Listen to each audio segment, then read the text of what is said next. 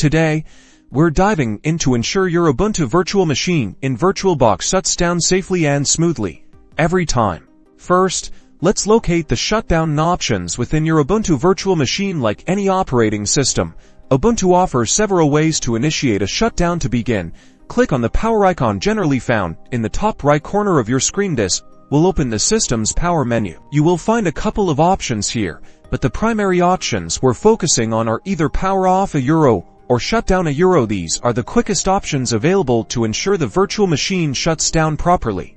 Selecting either power off or shut down will begin the shutdown process. The system will save your latest work, close running applications, and complete the shutdown cycle. You may notice your virtual machine is shutting down, or you are prompted with a password request. Just wait for the Ubuntu instance to completely close before the next step. Now that Ubuntu has shut down, you have safely brought your virtual machine to a halt. You can now close the VirtualBox window. The last step is to safely close the VirtualBox application. In the VirtualBox window, you can go to the Machine tab located at the top menu in your VirtualBox window.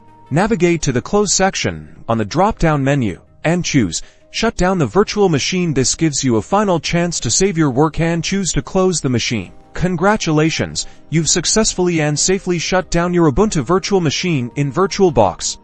Remember to always shut down correctly to prevent data loss.